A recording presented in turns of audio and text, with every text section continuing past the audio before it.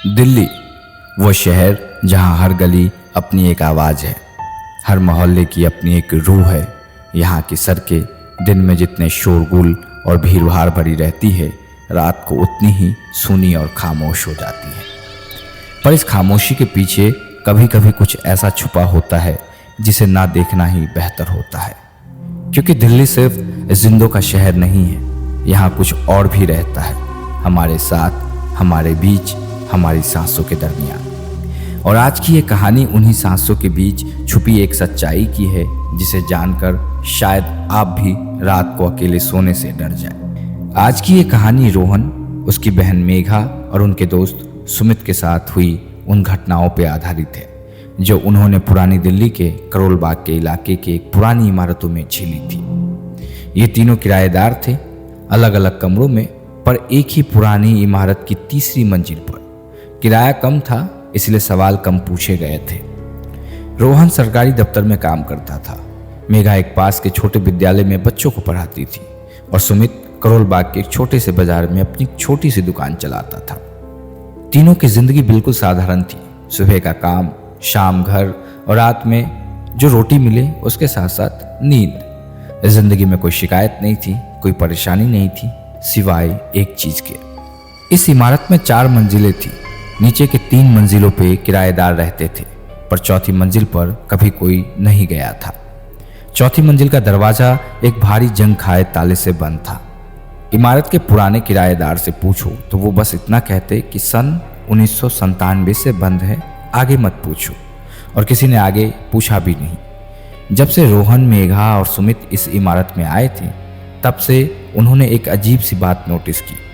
हर रात ठीक 12 बजे के बाद ऊपर यानी छत के ऊपर कदमों की आवाज आती थी। रोहन पहले सोचा कि शायद पाइप की आवाज होगी, मेघा ने सोचा शायद छत पर कोई बिल्ली बिल्ली होगी, और सुमित ने तो पहले हफ्ते में इस आवाज पर ध्यान नहीं दिया। पर जब तीनों ने आपस में बात की तो एक ही नतीजा निकला। तीनों को यह आवाज सुनाई देती थी, और यह आवाज हमेशा ऊपर से आती थी, चौथी मंजिल से। पर सवाल था कि चौथी मंजिल तो सन 1997 से बंद थी। इस बात को उन तीनों ने आपस में खूब डिस्कस किया और किसी और से नहीं कहा, क्योंकि उन्हें डर था कि कहीं लोग उनका मजाक न उड़ाए, और यही डर उन्हें इस इमारत में टिकाए हुए थे। करोल बाग की वो पुरानी इमारत में रोहन, मेघा और सुमित 3 महीने से रह रहे थे।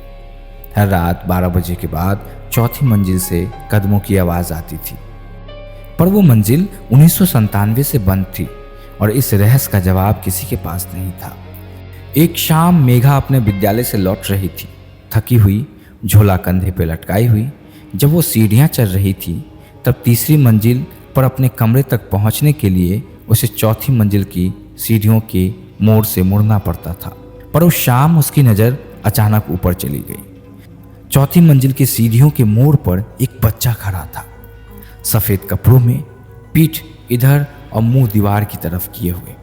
मेघा रुक गई। उसने आवाज़ लगाई कि बेटा, किसके हो तुम, यहाँ क्या कर रहे हो? बच्चे ने कोई जवाब नहीं दिया।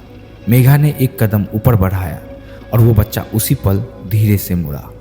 उसका चेहरा देखकर मेघा की सांसें रुक गई।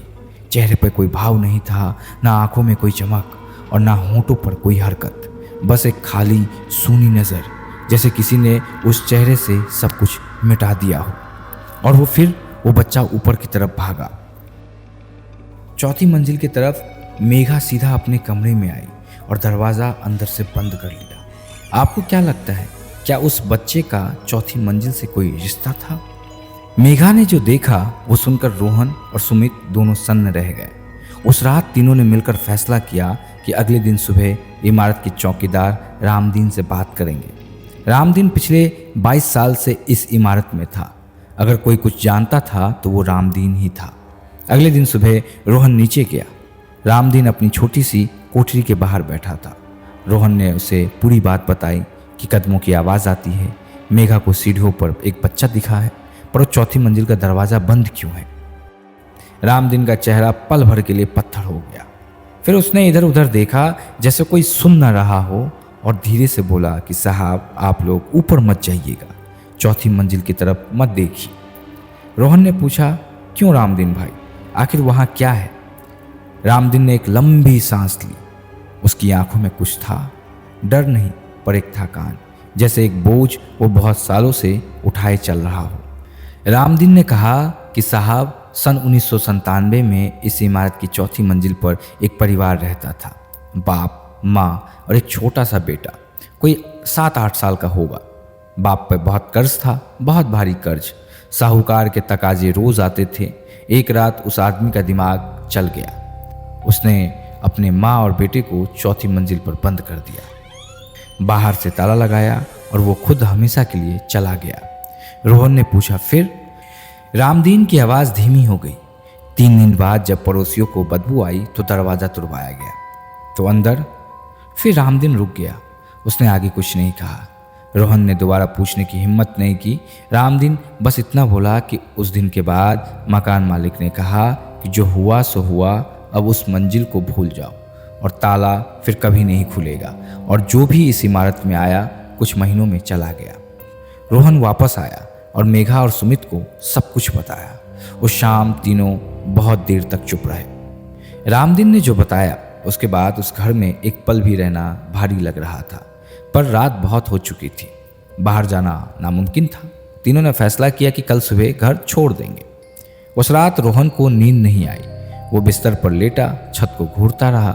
घड़ी में 12 बजे और फिर वही हुआ जो हर रात होता था। ऊपर से कदमों की आवाज़, और इस बार आवाज़ ऊपर से नहीं आई। इस बार आवाज़ नीचे से आ रही थी, सीढ़ियों से, धीरे धीरे, एक एक कदम। रोहन उठकर बैठ गया। उसने मेघा और सुमित को जगाया। तीनों दरवाजे के पास खड़े हो गए। आवाज़ आती रही। रोहन ने दरवाजे की झिर्री से बाहर झांका। सीढ़ियों पे कोई नहीं था, पर आवाज़ आती रही, जैसे कोई एक एक सीढ़ी चढ़ रहा हो, धीरे धीरे, बिना रुके। और फिर आवाज़ उनके दरवाजे के ठीक बाहर आके रुक गई। तीनों की सांसें रुक गई और फिर सब शांत हो गया। आपको क्या लगता है उस दरवाजे के बाहर उस रात कौन था? सुबह होते ही तीनों ने अपना सामान बांधा। ज़्यादा सोचा नहीं, ज़्यादा बात नहीं की, बस जल्दी जल्दी सामान उठाया और नीचे उतरने लगे। जाते वक्त रोहन की नज़र एक पल के लिए ऊपर चली गई, चौथी मंजिल की खिड़की पर। खिड़की बंद थी, पर उसके पीछे कांच के उस पार एक छोटा सा धुंधला सा साया खड़ा था, बिल्कुल स्थिर, बिल्कुल खामोश। रोहन ने नज़रें फेर ली और चलता रहा। बाद में जब उन्होंने पड़ोस के लोगों से पूछा तो पता चला कि वो इस इमारत में आने वाले पहले किराएदार नहीं थे जो इस तरह भाग गए थे। इनसे पहले भी 4-5 किराएदार आए और कुछ ही महीनों में चले गए, और इसका कारण हर बार अलग अलग था। पर एक बात हर बार एक जैसी थी कि हर किराएदार ने जाते वक्त एक ही बात कही थी कि ऊपर से आवाज़ आती है। चौथी मंजिल का ताला आज भी नहीं खुला, सन 1997 से बंद है और शायद हमेशा बंद रहेगा।